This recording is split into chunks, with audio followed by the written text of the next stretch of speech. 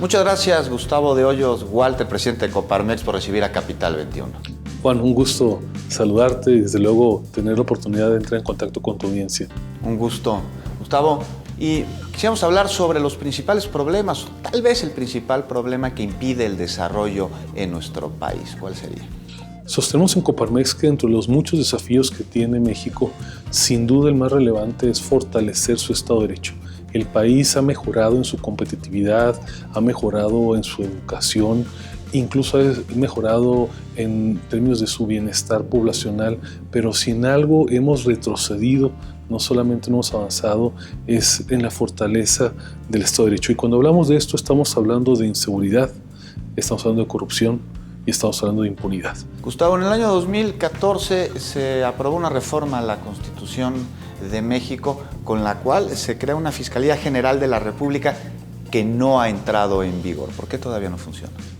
Parece inexplicable que una reforma constitucional a 4 años de distancia todavía no se haya puesto en vigor, y me parece que la fuerza de los hechos en materia de corrupción, en materia de impunidad, por sí mismos han impedido que se vea por los actores políticos la trascendencia de que esto ya camine. A ver, en esos 4 años hemos visto casos de incompetencia tan grave en la Procuración de Justicia como el caso de Ayotzinapa, que es hoy por hoy un gran fracaso de la PGR y causa de incluso de vergüenza nacional.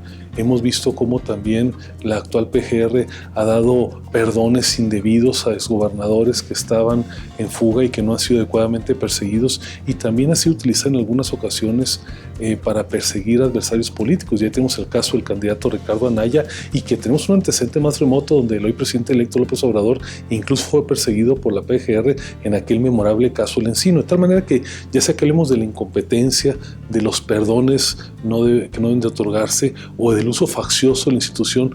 Y Coparmex, además de otras organizaciones y muchos ciudadanos, proponen una reforma al artículo 102 de la Constitución.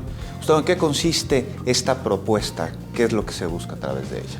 En efecto, es el artículo 102 de la Constitución porque ahí se establecen las bases a nivel constitucional de cómo debe funcionar la próxima Fiscalía General. Nosotros decimos que para que una fiscalía sea verdaderamente eficaz, para que sea independiente, tienen que reunirse varios requisitos. Número 1, el procedimiento de selección del fiscal general tiene que garantizar que quien ocupe esta posición tenga un alto perfil técnico, que realmente es una persona con antecedentes y conocimientos sobresalientes, no como hoy ocurre que basta con ser abogado, 35 años de edad, no tener antecedentes penales y puede ser fiscal general.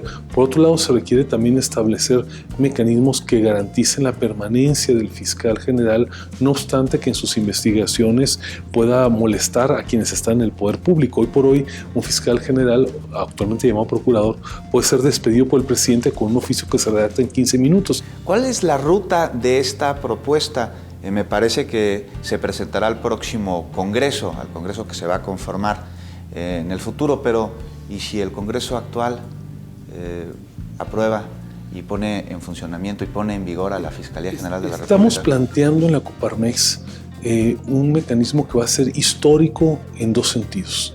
Primero, va a ser la primera iniciativa ciudadana de la historia de la democracia de este país que pretende modificar la Constitución.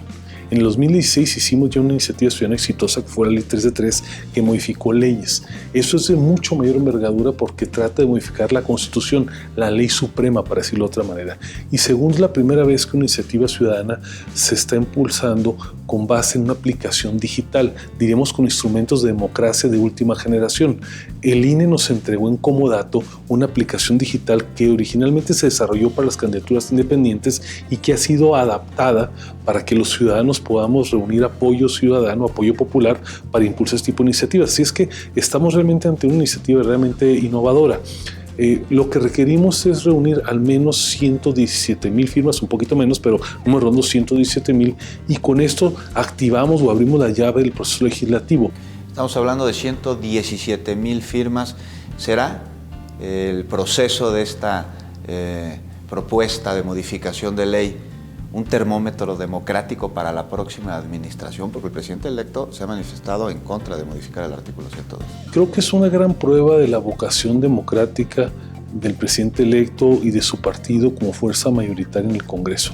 Nos hemos dicho que el gran apoyo ciudadano histórico que obtuvo el licenciado López Obrador debe de ser el catalizador para fortalecer, por un lado, el federalismo, tiene que ser un catalizador para fortalecer las autonomías constitucionales, tiene que ser un catalizador también para fortalecer la participación ciudadana, pero sobre todo para fortalecer la división de poderes. Va a ser fundamental que esa iniciativa, si logra, como estamos seguros será el caso, los 117,000 apoyos ciudadanos, tenga un tránsito claro, transparente en las cámaras, que no esté sesgado por la opinión del presidente electo y que en su momento pueda ser discutido también por las legislaturas. Debo decirte que estamos optimistas. Cuando el presidente electo estuvo en la Coparmex siendo todavía candidato en las últimas semanas de la contienda electoral, él nos señaló claramente que no comparte la visión de la Coparmex sobre que hay una fiscalía totalmente independiente y autónoma. Sin embargo, dijo enfáticamente que si esta iniciativa ciudadana lograba el apoyo popular necesario y pasaba por las cámaras, él bajo ninguna circunstancia le iba a vetar. ¿Será posible lograr una cuarta transformación en el país con un poder judicial que no sea autónomo e independiente? Es fundamental que contemos con un sistema de justicia que sea verdaderamente autónomo e independiente. Ahora que el presidente electo ha hablado tanto de la cuarta transformación de la vida pública de México y que él refiere desde luego ahí la independencia, la reforma, la revolución y ahora la transformación que él está pretendiendo iniciar, yo diría que en el ámbito de las autonomías también estamos de cara a lo que puede ser la cuarta transformación. Vivimos en México primero las autonomías en materia educativa con las universidades, después las autonomías en materia económica con el Banco de México, después las autonomías en materia electoral con el IFE. Aquí estamos hablando de hacer verdaderamente autónoma la Procuración de Justicia.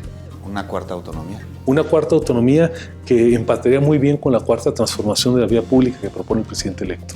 Gustavo de Hoyos Walter, presidente de Coparmex, muchas gracias por recibir a Capital 21, por charlar con nosotros. Gracias, Juan, por la oportunidad.